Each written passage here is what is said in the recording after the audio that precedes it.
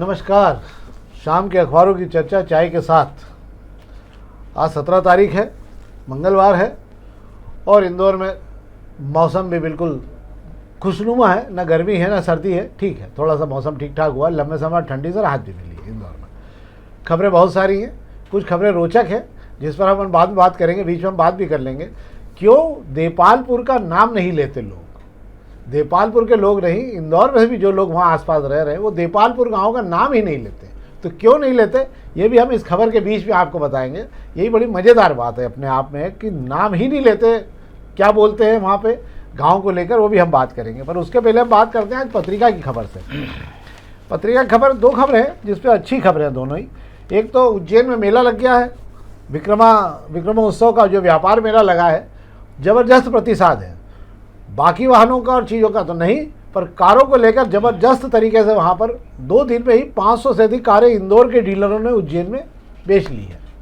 वहाँ की रसीद कट रही है, पर गाड़ियों का मेंटेनेंस वगैरह सब यहाँ पर होगा, मतलब सर्विस वगैरह सब सारी चीज़ें आपको यहाँ पर फ्री मिलेगी। आश्चर्य की बात ये नहीं है, आश्चर्य की बात ये है कि अब इंदौर में धन वैभव क्या नगर कितनी तेज़ी से बन रहा है कि BMW कारों की मांग भी बहुत तेज़ी से वहाँ पड़ी है और BMW खरीदने वाले भी वहाँ पर लगातार पहुँच रहे हैं। मतलब अब विदेशी कारें आने वाली हैं। आपको आश्चर्य होगा कि अभी ब्रिटेन के साथ फ्री ट्रेड एग्रीमेंट हुआ है, मतलब 0 पर जो है दोनों देशों में 0% पर जो है सामान का आर पार होगा, इधर से उधर व्यापार होगा। तो जो 0 व्यापार होगा उसके कारण महंगी से महंगी कारें बिना टैक्स लगे इंदौर आए, केवल इंदौर आएंगी और GST के अलावा कोई भी आपको पैसा नहीं लगा, जो आयात कर लगा करता तो नहीं लगेगा। तो बहुत सारी BMW लेवल की कारें भी आने वाले समय में एक संघर्ष के रूप में आपको बहुत विदेशी कारें भी आपको इंडिया में चलती हुई दिखेंगी। और इंदौर में सबसे पहले, क्योंकि फरारी वगैरह सब आ ही चुकी हैं, तो वो भी आई हुई दिखेगी। क्या है शेखर जी? जी बिल्कुल आप सही कह रहे हैं। मुख्यमंत्री मोहन यादव के आने के बाद में उज्जैन के साथ ही मालवा निमाड़ के जितने भी आसपास के ज़िले हैं उन सबको एक बड़ी राहत भरी खबर ये मिली है कि पिछले 3 साल से उज्जैन में भी है गाड़ियों का मेला लगने लगा। ये वही मेला है जो पहले ग्वालियर में लगा करता था। ग्वालियर में भी मेला लग रहा है, पर ग्वालियर से गाड़ी लाना बहुत दूर पड़ता था, लोगों की दिलचस्पी नहीं रह पाती थी। अब उज्जैन में मेला लगने लगा है और उस मेले की सबसे अच्छी खासियत यह है कि आप कोई भी गाड़ी खरीदिए, उस गाड़ी को अगर आप खरीदते हैं तो उसके जो रोड टैक्स लगता है उसमें 50% की छूट दी जाती है। मतलब मेले में 50% की छूट नई गाड़ी के रोड टैक्स में मिलती है। महंगी गाड़ियों में लाखों रुपए कम हो जाते हैं। 2 दिन हो गए मेले को, 2 दिन में 500 से ज़्यादा गाड़ियाँ बिक चुकी हैगी और इसके अंदर गाड़ियाँ खरीदने वालों में इंदौरी सबसे ज़्यादा हैं, क्योंकि जैसा आपने बताया कि गाड़ियाँ वहाँ से खरीदी जाएगी। इंदौर के डीलर भी वहाँ पहुँचे हैं, अन्य जिले के डीलर भी वहाँ पहुँचे हैं। इंदौर में सर्विसिंग कर देंगे, आपका सारी जो सुविधाएं हैं वो सारी इंदौर में मिल जाएगी खरीदी के बाद में। बस इतना रहेगा कि गाड़ी का नंबर MP 13 ही रहेगा, वो MP 09 नहीं चढ़ेगा। ऐसे आसपास के दूसरे जिलों में भी MP 13 ही रहेगा। हाँ, जो 13 है वो 13 ही रहेगा, दूसरे का नहीं हो पाएगा। अच्छी बात है, कोई बुराई नहीं है इसमें। वैसे भी मोहन यादव जी ने उज्जैन जैसी धार्मिक नगरी का स्वभाव बदल दिया है। स्वभाव यूँ बदल गया है कि अब वो औद्योगिक नगरी के रूप में भी अपनी पहचान बना रही है। अरबों रुपए के प्रोजेक्ट आ चुके हैं, बहुत बड़े बड़े उद्योग आ रहे हैं वहाँ पे, IT की बड़ी कंपनियाँ आने की तैयारी हो चुकी है और ये इस प्रकार के जो आयोजन होंगे वो उज्जैन को इंदौर से जोड़ने का काम करेंगे और एक नया इंदौर और उज्जैन के बीच एक नया उद्योग का मॉडल बनेगा। अब हम एक और खबर पर बात कर लेते हैं। बाधक पे लगे निशान, ठेका भी तय हो गया, न मुहूर्त है न क्या है, चौगड़िया भी समझ नहीं आ रहा है कि जंजीरवाला टू अटल द्वार का रास्ता इतना ख़राब हो चुका है कि अगर वहाँ से जो भी निकलता है वो 10 मिनट के रास्ते को तय करने के लिए कम से कम आधा घंटा धचक धचक धचक धचक करता हुआ जाता है। आज बहुत अच्छा एक भास्कर में कार्टून भी आया है जिसके अंदर एक आदमी के हाथ पांव फूटे और पट्टी लगाया हुआ है, तो दूसरा आदमी उससे कह रहा है कि तुम बहुत किस्मत वाले हो, देखो अगर ये गड्ढे नहीं होते तो तुमको सरकारी सहायता का लाभ नहीं मिल पाता, तो उसी कारण तुमको सहायता का लाभ भी मिला है, तो इसके लिए तुमको गर्व करना चाहिए।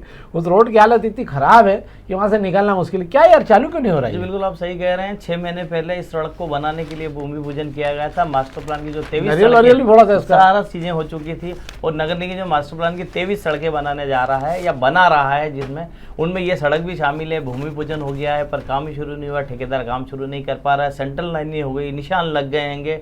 वजह सिर्फ ये है कि नगर निगम से मदद नहीं हो रही है। अब नगर निगम से मदद नहीं हो रही, नगर निगम की सड़क बनाना है, नगर निगम से मदद नहीं हो रही। कब्जेदारियों के कब्जे हटाने नगर निगम की रिमूवल अमला नहीं मिल रहा है। जब तक रिमूवल अमला कब्जे नहीं हटाएगा सड़क का काम शुरू नहीं होगा। और आपकी जानकारी के लिए बता दूं, लक्ष्मी मेमोरियल हॉस्पिटल के पास के जो कब्जे हैं वो भारतीय जनता पार्टी से जुड़े नेताओं के कब्जे हैं और उन कब्जों को हटाने के लिए नगर निगम के पसीने छूट रहे हैं। इस वजह से सड़क अधूरी और काम नहीं हो पा रहा है। उस सड़क से आप गुजरते हैं तो आपको गड्ढे और बिखरी उखड़ी हुई सड़क के कंकीड़े आपको वहां पर से गुजरना पड़ता है। लोग कितनी परेशानी से गुजर रहे हैं ये वे ही जानते हैं, पर वे लोग अंगद की तरह अड़े हुए हैं जो सड़क पर कब्जा जमाए हुए हैं और नेताजी के पट्टे हैं।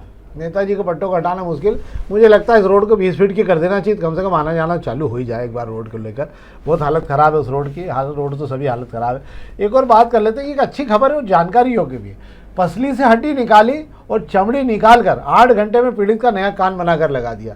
इंदौर में चूँकि आजकल मेडिकल का हब बन चुका है और यहाँ पर वो सारे विदेशों से तमाम लोगों को जो है बहुत कम पैसों पर यहाँ इलाज और बेहतर इलाज मिलता है और इसीलिए तमाम विदेशी लोग जो यहाँ आते रहते हैं। पर ये शिविर जो है ये अमेरिका से जो लोग आते हैं वो यहाँ पर शिविर लगाते हैं और ये कटे हुए होंठ और कटे हुए ये सब चीज़ों के लिए, चेहरा सुधारने के लिए काम करते हैं।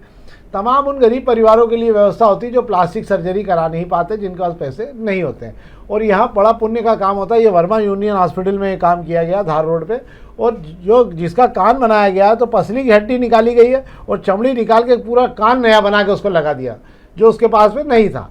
ये एक बड़ी बात होती है। क्या है पूरा मामला? जी बिल्कुल आप सही कह रहे हैं। किसी का कान कट जाए या किसी का अधूरा कान आपको दिखे या होठ अधूरे दिखे, ऐसे कटे पुटे तालू का और जो कटे कान के जो कुछ लोग होते हैं, कुछ जन्मजात होते हैं, कुछ हादसे की वजह से लोगों में ये चीज़ आ जाती है तो वे अपने आप में बड़ी शर्मिंदगी महसूस करते हैं कि चेहरे की सुंदरता के लिए उनके पास जो शरीर का एक अंग जो है या तो कट चुका है या खराब हो चुका है या जन्मजात ऐसा मिला है, ऐसे लोगों को मुफ्त प्लास्टिक सर्जरी के लिए हर साल दल आता है। चूँकि आपने बताया 54 पीड़ितों का इलाज जो है इस दल ने किया है और एक बच्चे का तो पूरा कान बना के उन्होंने लगा दिया। मुझे लगता है इस तरीके के काम होते रहना चाहिए और वैसे भी कहते हैं प्लास्टिक सर्जरी कराना इतना आसान काम नहीं है, उसके लिए जानकारों की टीम भी चाहिए। हालांकि हमारे यहाँ भी कहा जाता है कि जानकारों की टीम में सब कुछ है। बड़े अस्पतालों में इंदौर में जो है प्राइवेट निजी अस्पताल में मुफ्त तालुका के ऑपरेशन होते हैं, पर जानकारी का अभाव होने की वजह से लोग वहाँ तक पहुँच नहीं पाते हैं। अब हम प्रभात खंड की खबरों की बात कर लें। प्रभात खंड में एक दो खबरें बहुत अच्छी जिस पर अपने को बात भी करना चाहिए। एक तो छावनी में 80 फीट के हिसाब से ही आखिरी नोटिस थमा दिए गए हैं और ये तय हो गया है कि 7 दिन के अंदर खुद तोड़ो नहीं तो हम तोड़ देंगे। ये भी रोड उलझा पड़ा हुआ है हाँ बहुत दिनों से और मुझे लगता है कि इस बार हो ही जाएगा। क्या ये रोड होगा नहीं होगा विषय ये नहीं हैगा, सवाल सिर्फ ये आता है कि नोटिस 80 फुट के गए हैं, विधायक जी ने वादा 60 फुट पे किया हैगा, तो असल में सड़क बननी कितनी है आपको बता दूं, मेरे को लगता है 70 फीट में फाइनल हो जाएगा। मास्टर प्लान की सड़कों को छोटा नहीं किया जा सकता हैगा, ये अफसर पहले दिन से कह रहे हैं। SES भी कह चुके हैं। मंत्री कैलाश विजयवर्गीय ने यही बात कही थी, लेकिन अपनी विधानसभा में सुभाष मार्गों को 20 फुट छोटा करने का भी वादा कर चुके हैं। उसी वादे को आगे बढ़ाते हुए छावनी से लेकर मधुमिलन चौराहे तक की सड़क को 20 फुट छोटा करने के लिए विधायक गोलू शुक्ला भी वादा कर चुके हैं और महापौर पुष्यमित्र भार्गव की भी इसमें रजामंदी दिखाई दी थी। जब रजामंदी है, विधायक जी ने वादा कर दिया है, फिर सड़क पर 80 फुट चौड़ाई के नोटिस क्यों दिए जा रहे हैं? इसको समझना होगा आपको। नोटिस 80 फुट के दिए जाएंगे, योजना है कि सड़क को तो सिर्फ 60 फुट ही बनाया जाए, दोनों अपना काम कर लिया जाएगा। अफसरों ने नोटिस दे दिया, अपना काम कर लिया, सड़क छोटी बना दी गई, वजह बता दी जाएगी कि अभी पहले दौर में छोटी बना लेते हैं सड़क, भविष्य में जब जरूरत लगेगी 80 कर लेंगे। और ऐसा ही प्रयोग पाटलिपुरा चौराहे से लेके मालवा मिल तक की जो सड़क है उस पर किया हो चुका है। पर वो 80 फीट की रोड है, वो 100 फीट की थी तो वो 80 फीट की बना दी गई है और मुझे लगता है कि ये तलवार लटकी रहेगी।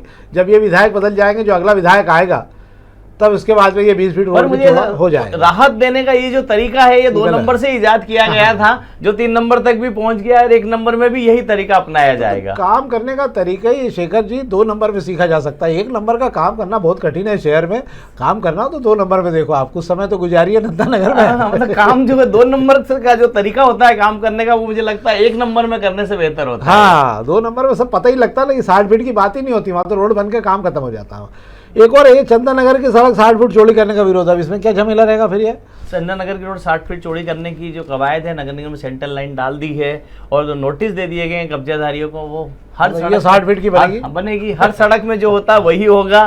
60 फीट में काफी मकान टूटना है, पर ये सड़क को बनाना बहुत जरूरी है और नेताओं के लिए प्रतिष्ठा का सवाल हैगा। वजह सिर्फ ये है, जब हिंदू इलाकों में सड़कें बनाई गई, बात यहाँ हिंदू मुसलमान की नहीं हो रही है, पर बात ये हो रही, जब हिंदू इलाकों में सड़कें बनाई गई तब कोई नेताजी खुलकर सामने नहीं आया, न किसी तरह का विरोध काम आया। अब बात यहीं आ रही कि अब चंदन नगर का क्या होना है, देखना होगा। बड़ी दिलचस्प मोड़ पे ये रोड खड़ी हैगी और इस पर बाधाएं हटाना प्रशासन के लिए बड़ी चुनौती रहेगा। अच्छा, खबरें 3 है, तीनों सड़कों से जुड़ी है आज प्रभात खबर में। एक और खबर है घने इलाके में 6 लेन, ये चंद्रभागा से पटरीपुर की, ये भी 80 फीट का ही चक्कर है राम जाने। पर हम इस खबर बात करते हैं। हम तो एक खबर केवल आपको जानकारी देना चाहता हूँ। बड़े गाँव में कचरे का पहाड़ हटाने के लिए आज नगर निगम का अमला पहुँचा है। वहाँ पूरे गाँव भर का, बड़ा गाँव, वहाँ जो है कचरे का ढेर लगा हुआ, और वहाँ देपालपुर को चूँकि गोद ले लिया है नगर निगम इंदौर ने, तो उसका स्वच्छता अभियान के तहत वहाँ कचरे का ढेर साफ वाफ किया जाएगा। सवाल ये नहीं नगर निगम अपना काम कर रही, बड़े गाँव में जो काम चल रहा हो।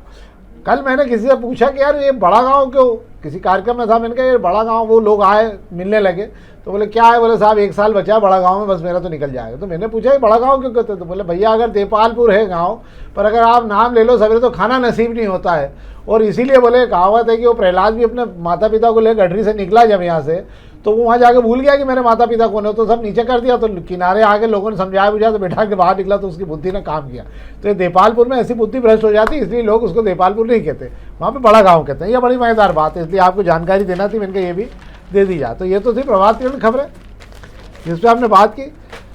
अब हम दोपहर की खबरों की बात कर लें। दोपहर के पहले पेज की खबरों की बात कर लेना। एक तो चांदी आज 2.5 लाख रुपये प्रति किलो पे आ गई, 2,40,000 पे आ गई, मतलब आज 4,000 रुपये और टूट गई चांदी। और सोना 1,54 पे आ गया है। जानकारों का मानना है कि अभी चांदी और नीचे जाएगी, थोड़ा सा उतरेगी और सोना भी और नीचे जाएगा। बाजार में खरीदी बिल्कुल बंद हो चुकी है, क्योंकि अभी सब मान के चल रहे हैं कि अभी और टूटने का समय आया हुआ है, इसलिए लोग नहीं खरीद रहे हैं। शेयर बाजार लाल निशान पे। पर सबसे महत्वपूर्ण खबर जिस पर हम बात करना चाहते हैं आपसे, मनमोहन सिंह जी के कार्यकाल में जब वो हटे थे तब केवल 15 लाख करोड़ के नोट थे, जो नोटबंदी के समय में प्रधानमंत्री नरेंद्र मोदी जी ने एक रात में घोषणा करके वो सारे 1,500 के नोट बंद कर दिए थे। इनको लीगल टेंडर नहीं माना गया था और कहा गया था कि इससे नकली नोटों का चलन बंद हो जाएगा, इससे आतंकवाद खत्म हो जाएगा, इससे यूपीआई जो प्राइवेट अपना ऑनलाइन पेमेंट का सिस्टम वो बहुत बढ़िया हो जाएगा। अब जान लीजिए हालत क्या है। 12 सालों के अंदर धड़ल्ले से नोट छापते छापते रिजर्व बैंक की जो प्रेसें होती है नोट छापने वाली हाँफने लगी और नोट कितने हो गए, 40 लाख करोड़ से ज़्यादा के नोट छाप के बाजार में पहुंच चुके हैं। मतलब हर आदमी के खाते में 4 से 5 लाख रुपए से ज़्यादा के नोट छप के छापे जा रहे हैं और नोट छपने का क्रम बंद नहीं हो रहा है। अब 500 की बजाय एक आ गया 100-200 के नोट और ज़्यादा छापो। मतलब अगर कभी बिखराव आया और ये रुपया बाजार में आया तो इस देश की पूरी अर्थव्यवस्था को चरमरा देगा। ये मेरा नहीं, अर्थशास्त्रियों का मानना है कि इतने ज़्यादा नोट छापना देश के लिए बेहतर नहीं है। रुपए का अवमूल्यन होता जा रहा है लगातार, आप केवल नोट छाप के बाजार में छोड़ रहे हैं। नोट छाप के केवल आप अपना पेट भरते हैं, पर रुपए की कीमत लगातार घटती जा रही है, उसी का परिणाम है। डिजिटल इंडिया के दौर के में मुझे ऐसा लग रहा है कि नोट छापने की जरूरत क्यों पड़ रही है, ये भी समझने वाला विषय और डिजिटल इंडिया का मामला इतना है कि जो नए युवा आ रहे हैं, जो थोड़े बहुत पेमेंट का काम है वो तो करते हैं, पर डिजिटल इंडिया से बड़े पेमेंट का काम आज भी कोई करने को तैयार नहीं है, क्योंकि सब कैश में डिलीवरी होने लगी और मैक्सिमम लोग आज भी बड़ा काम और लेन देन जो है कैश में करने को तैयार है।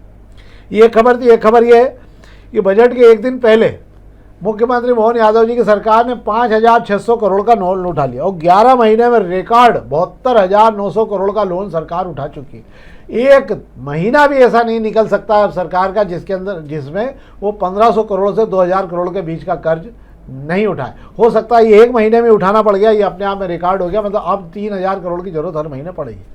हम पूरे देश भर में 5वें नंबर पर आ गए कर्ज उठाने वालों में। हम इतने ताकतवर हो गए हैं अब कि हम 5वें नंबर पर आ गए। सरकार के पास इसका कोई जवाब नहीं कि ये कर्ज चुकाया कैसे जाएगा। 23 साल की किस्तों में, 20 साल की किस्तों में, 18 साल की किस्तों में ये पैसा उठाया जा रहा है। जब इसके भरने का समय आएगा तब आपको फिर नए सिरे से ब्याज पर उठाना पड़ेगा कर्ज और उससे इसका ब्याज देना शुरू करना पड़ेगा। सरकार के पास में कोई भी अच्छा इकोनॉमिस्ट अर्थशास्त्री नहीं है जो इसको कर्ज से बाहर निकालने की तैयारी करे। ये बहुत आने वाला समय आपको बताएगा कि कहाँ पैसे कितने बढ़ने वाले हैं। मतलब कुल मिलाकर ये है कि आज तो आपको कर्ज का घी पिला के सेहन बंद रखने की कोशिश की जा रही है, आगे क्या होगा कोई नहीं देख रहा है। ये सारे जो हैं ये विकास के मॉडल पे खर्च नहीं हो रहे। 5.5 लाख करोड़ अगर इस प्रदेश में लग जाएं तो आप समझ सकते हैं कि प्रदेश का जो है ना 5.5 लाख करोड़ लगाने का मतलब जानते हैं आप, 5.5 करोड़ लोगों को रोजगार के शानदार अवसर उपलब्ध करा देना। मतलब इतने उद्योग लग सकते हैं। राज्य सरकारें 12 लाख करोड़ के कर्ज उठा चुकी हैं। अगर नहीं उठाती तो बैंकों का कहना 5 लाख करोड़ भी बाहर जाते, उद्योगों में लगते तो 5 करोड़ लोगों को नौकरियां मिल जाती। एक और खबर पर हम बात कर ले रहे, सोलर ऊर्जा प्लांट में 32 करोड़ का नुकसान हुआ है। प्रतिपक्ष के नेता हैं चिंटू चोकसे जी, उन्होंने ये आरोप लगाया। अगर ये जानकारी सही है तो मैं ये मानता हूँ कि ये तो बड़ा घाटे का सौदा हो गया। ये 32 करोड़ रुपए नगर निगम की जेब से चले गए और अभी तक सोलर ऊर्जा से हमको 1 यूनिट बिजली भी नहीं मिल पाई है। और मुझे लगता है कि जब तक इसका डिविडेंड भी बट रहा है सब, तो ये तो बहुत ही घाटे का हो जाएगा अगर ये समय से तैयार नहीं हो पाया। नगर निगम की लाल फीताशाही जो है वो मुझे लग रहा है कि ये बहुत ही घाटे का काम हाथ में थमा के जाएगी ये परिषद जो है, और ये सारा पैसा हमारे और आपकी जेब से निकलता रहेगा। इसीलिए काम क्यों नहीं हो रही ये भी आपको पता लगेगा थोड़ी देर में। क्या है सर? जी बिल्कुल आप सही कह रहे हैं। नगर निगम में ग्रीन बॉन्ड से एनर्जी पैदा करने के लिए एक प्लांट जलूद में लगाया है। उसको लेकर 2024 में मुंबई की कंपनी को ठेका किया गया था। एक साल में जो उसे तैयार करके बिजली देना शुरू कर देना था। ग्रीन बॉन्ड के जरिए 244 करोड़ रुपए नगर निगम ने जुटाए, आपको बताते हैं। उसके बदले में डिविडेंड भी देना पड़ रहा है जिन लोगों का शेयर जो इसके अंदर शामिल हैगा। अब आपने पैसा उठा लिया ग्रीन बॉन्ड से, उसके बाद समय पे काम पूरा नहीं हो पाया। जो जुलाई में 8 महीने पहले जो प्लांट चालू हो जाना था ये था, वो अभी तक नहीं हो गया। प्लांट क्यों लगाया जा रहा है ये भी समझना होगा। प्लांट लगने के बाद जो बिजली का खर्च आता है नगर निगम का, जलूस से लेकर इंदौर तक पानी लाने को लेकर, यानी नर्मदा मैया को लाने को लेकर, उसमें 4.5 करोड़ रुपए के करीब जो है बिजली का खर्च इस प्लांट के लगने के बाद बचेगा। इस मान से 8 महीने में 32 करोड़ रुपए होते हैं। 8 महीने प्रोजेक्ट लेट हुआ, 32 करोड़ रुपए का बिल नगर निगम ने भर दिया। इस पर नेता प्रतिपक्ष आरोप लगा रहे हैं कि इस 32 करोड़ की भरपाई कौन करेगा। एक तरफ आपने ग्रीन बॉन्ड से पैसा जुटा लिया, वहां डिविडेंड देना है आपको। दूसरा जो है एजेंसी 8 महीने लेट करती है, 32 करोड़ रुपए की का बिल आप जेब से भर देते हैं। इसकी भरपाई कौन करेगा? या तो कंपनी पर इस पर वो लगाया जाए या जिम्मेदारों को इस पर दोषी ठहराया जाए। सही बात। और आखिरी में चलते चलते बता दें, आज सूर्य ग्रहण लगा हुआ है, 7:52 पर समाप्त होगा। हालांकि भारत में नहीं दिखेगा, अन्य देशों में दिखेगा। और अंगूठी के छल्ले की तरह जो है सूर्य इसके बीच में से दिखाई देगा। जो लोगों को देखने को मिलेगा उनके लिए एक नई बात होगी अपने आप में। और ये इस समय पे चालू हो गया तो विदेश वगैरह में, तमाम देशों में जहाँ दिखने का होगा, मिडिल ईस्ट वगैरह में, वहाँ इसे देखा जा सकेगा। भारत में इसका प्रभाव नहीं है, इसलिए सूतक भी नहीं है, सूतक ग्रहण से सीधा शुरू हो गया था। तो ये तो थी खबरें जो हमने आपको दी। हमारा आग्रह है आपसे कि कृपा करके इस कार्यक्रम को अधिक से अधिक लाइक करिए और अपने मित्रों तक जरूर इसे पहुँचाइए ताकि वे भी इस कार्यक्रम में शरीक हो सके। बहुत बहुत धन्यवाद।